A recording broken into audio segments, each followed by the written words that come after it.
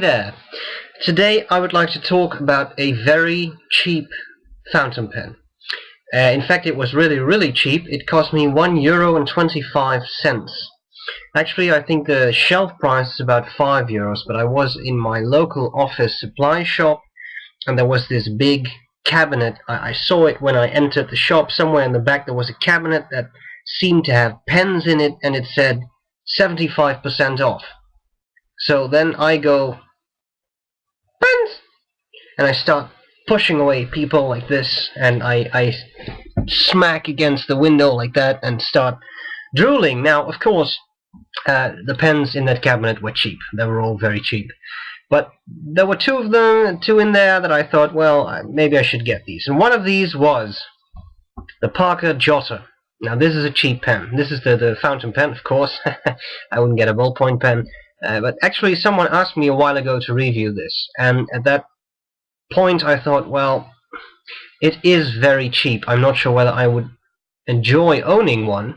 But now that I got it with 75% off, why not? Okay, so I think these come in a variety of colors. They just had the blue ones in the shop where I was, but I think they come in other colors. So if you don't like this blue, then that's too bad. Then you won't like my sweater either, but you just then stop watching or something. I don't know. No, I'm just kidding, of course. Let me see, the pen. This is a simple pen. This is a cheap pen. This is the cheapest pen Parker makes, I think. I thought the Vector was the cheapest, but I think this one is even cheaper. So is this going to give you the same writing experience as a $500 pen? What do you think? It is cheap, but it has some nice features. I'll cover the pen, I'll tell you what I like about it, what I don't like about it, and then I'll give you a writing sample. Okay, here we go. So first of all, this is plastic. The barrel is plastic. There is no detail, there is no name, there is no logo, there is nothing, there is just plastic barrel. The cap is chrome, I guess. It's a metal of some type.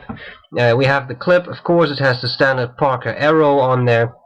And this is a very nice clip. You see, it's really springy and it really opens up. So that's good. I like that.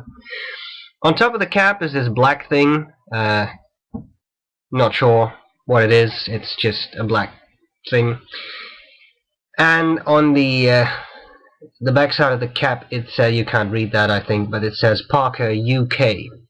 No, I'm sorry, it says made in UK, not Parker. It says Parker on the other end of the cap, and it says OII, which means I can figure out in which year it was made, but I would have to check that online. Okay, when you take off the cap, you see the nib. Now, I have the strong suspicion that this is the exact same nib as is used on the Vector. I was lucky to get a medium nib, which is a good thing, because I think the fine nib is pretty scratchy. The medium nib is slightly less scratchy, but it is still, I mean, look at the size of this nib. It's a small nib, it's a steel nib, it's a cheap nib. What can you expect?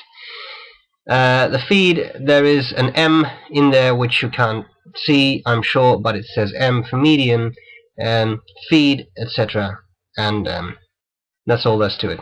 The grip section is slightly tapered, which I kind of like. So it starts out widely, it gets a bit narrower, and then there's a type of, well, ridge, I would say, in there, which makes sure that your fingers don't slip. It gets a little wider again on this end, which isn't bad. Now, the big problem is that,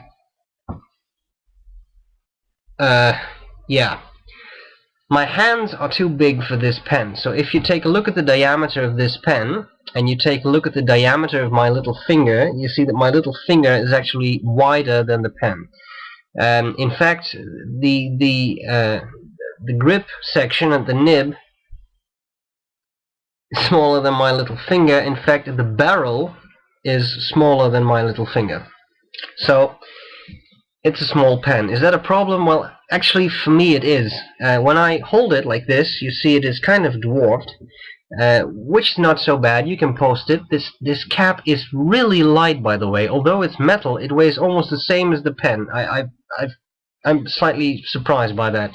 In any case, you can post the pen, and then lengthwise, the pen is just fine. I have no problems with that. What I have problems with is this very fine grip section. My fingers are too big. I'm sorry, my hands are too large. For me, holding it like this is okay. Writing a few sentences is okay, but if I write for a long time, it really feels unpleasant. So for me, this is not a great pen. Of course, that could also be a positive thing. Because if you have smaller hands, I think this pen is excellent. Because then I think it could be really, really comfortable to use. Okay, so the size is one issue for me. Another issue is the nib. The nib is really, to be honest, not that great. It's not the worst in the world, but it is a bit scratchy. However, it has one huge redeeming quality, and that is that it is flexible. Clearly it's not a flex nib. It wasn't meant to be used as a flex nib, but it is somewhat flexy. I'll show you that when I do the writing sample. So at least it gives you some line variation, which is really nice in such a cheap pen. So I like that. What I also like is that the barrel is plastic, and the inside of this section is also plastic. I couldn't see any metal parts in there. Which, of course, if you know me, you probably guessed that I turned this into an eyedropper. So there's this much blue quink in there, the Parker ink, and use it as an eyedropper. I think that's kind of fun, and at least that gives me a lot of ink. So it's a small pen, but if I take it with me, I have a light pen and I have a lot of ink. So it's not that bad. It's not a bad pen. It's really cheap. I suppose in this case you get what you pay for. You pay for a cheap pen and that's what you get. But if you're starting out with fountain pens, or if you have smaller hands, or if you're looking for a very cheap pen you can convert to an eyedropper, you get a pretty nice pen. So it's not bad, but it's just not great either. So there you have it, my review of the Parker Jotter. One thing I should point out is that the lady in the shop told me that it only accepts those small international cartridges. I don't actually see why. This is a standard Parker cartridge which I can't open. I have it covered up with a little cap because it's already used. But there's still some ink in there. It looks to me like this should fit without much problems. So maybe it doesn't, I'm not absolutely sure, but I think it should. Try it out in the shop if you want to use it with cartridges, because I really don't know. Okay, writing samples next, and that's all I got today. So, I'll see you later. I hope this was useful, and bye-bye. Okay, writing with the Parker Jotter.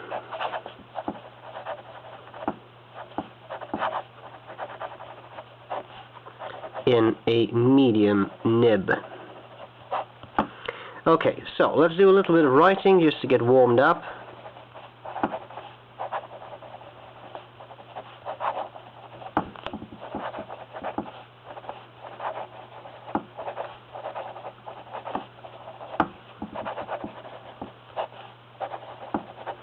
Okay, well, that doesn't look too bad. There is not a lot of skipping going on. No, it's not bad. When I write very quickly, not legible, just fast, I think you see a little bit of skipping here and there. But, you know, I am pushing this pen to its limits. Let's emphasize again that this is a cheap pen, so that's somewhat to be expected. Now, I was telling you about this remarkable flexibility of the nib. Well, don't expect a flex nib, but still, have a look at this. I apply more pressure as I go. That's not bad. So if I write my favorite flex word, which is hello, because it has those nice loopy curves. Well, look at that. That's not too bad. I mean, I've seen this effect in 14 karat gold nibs, but this pen cost me €1.25, as I've just explained. So, okay, even if you would pay the full price, this isn't too shabby, actually. So, I like that. Now, it is still a fairly fine nib, so if you try to lay down a lot of ink quickly, you notice it's a bit scratchy. Scratchier than some other nibs. But what can you do? Okay. I'm still a bit... yeah. Okay, so if I write quickly, I do think it skips a beat every now and then. But okay. So I've shown you the flexibility. I've shown you the way it writes. It's not so bad a pen after all.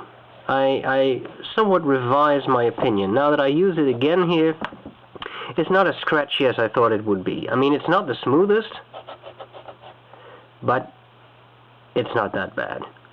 So if you're looking for a cheap pen, or a pen you can, you know, knock around a bit, maybe convert to an eyedropper if that's what you're looking for, you might actually consider this pen. I don't think it's that bad. So, I hope this was useful.